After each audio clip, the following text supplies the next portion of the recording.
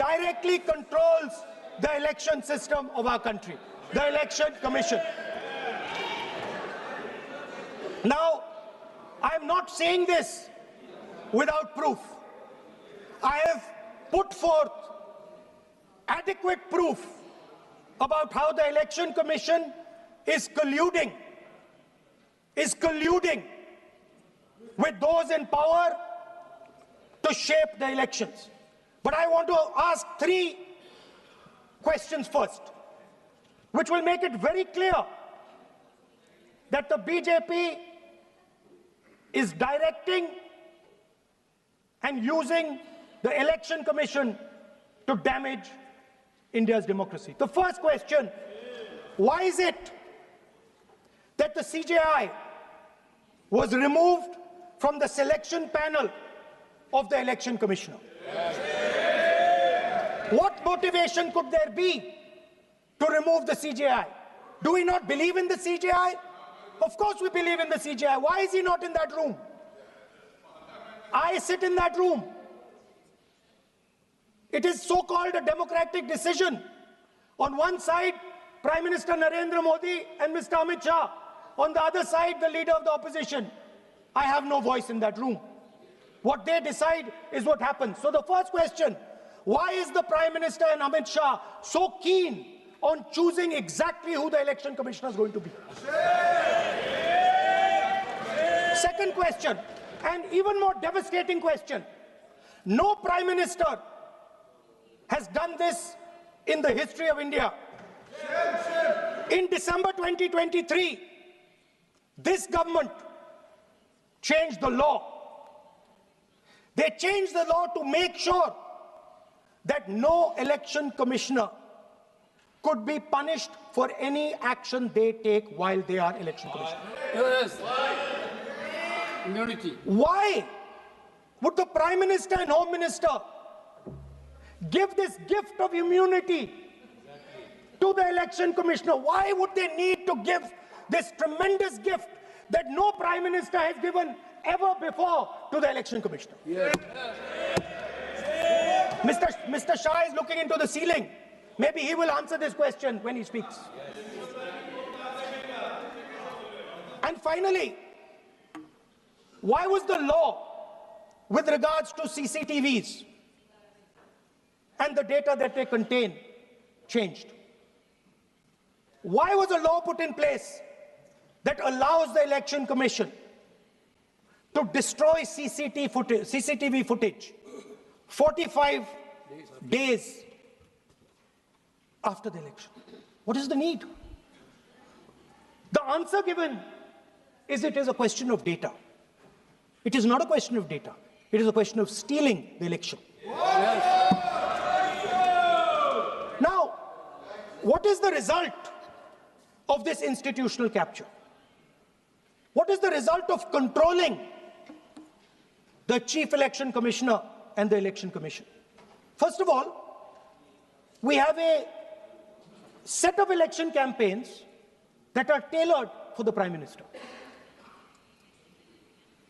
3-month, 4-month, 5-month long campaigns are taking place so that the Prime Minister's schedule can be fitted in to the program. Second, we have a Brazilian woman who appears 22 times on the voter list of Haryana. Please. No.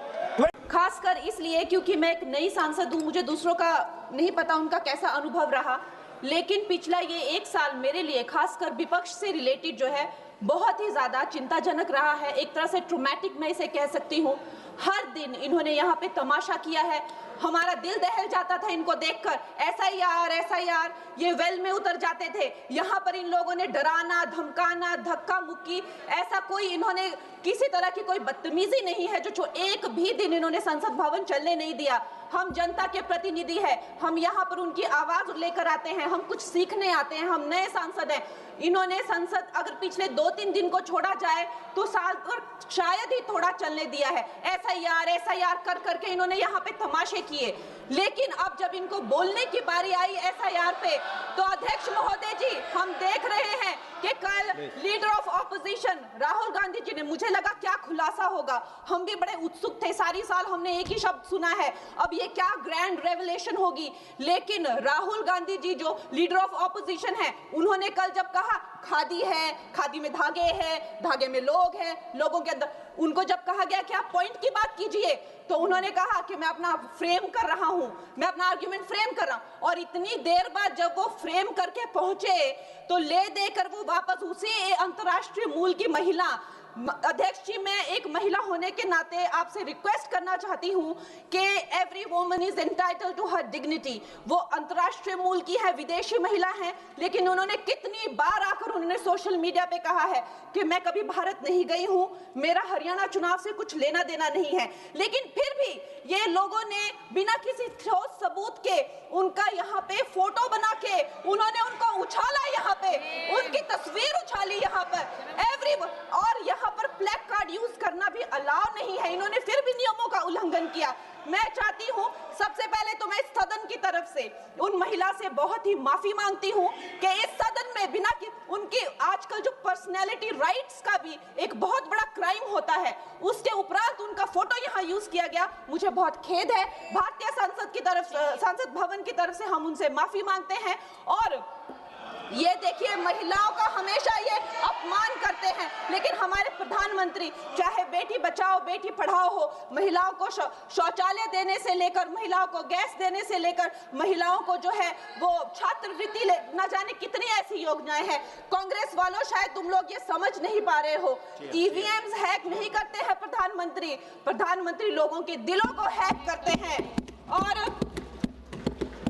और ये लोग दुहाई देते हैं, ये लोग दुहाई देते हैं कि वो जो पुराने जमाने के दकियानूसी, वो जो चिट कागज पे लिखकर जो मतदान होता था वो सबसे अच्छा था। ये लोग भूल गए वो दिन, आप लोग भूल गए वो दिन।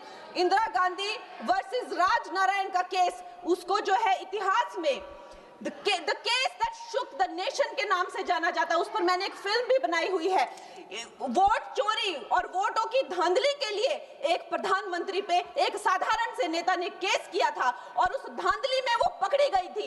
हर उनका जो आरोप है उसमें सच सिद्ध किया गया था और रातों रात उनको कुर्सी छोड़ने के लिए कहा गया था और रातों रात जो है उनको ये आदेश दिया गया था कि आगे इतने सालों तक आप कभी जो है वो चुनाव लड़ नहीं सकते। ये धांधलियां इन्होंने करी हुई हैं और ये जो है उस टाइम के बैलेट बॉक्सों को उठाकर ले जाते थे ये लोग, और आज कहते हैं कि इनको ईवीएम्स जो है वो हैक हो जाते हैं। अध्यक्ष महोदय जी, मैं इनको याद दिलाना चाहती हूँ, प्रियंका गांधी जी कहती हैं कि छोड़ो पुरानी बातें, हम पुरानी बातें नहीं करेंगे, हम पुराने लोगों के बारे में नहीं बोलेंगे।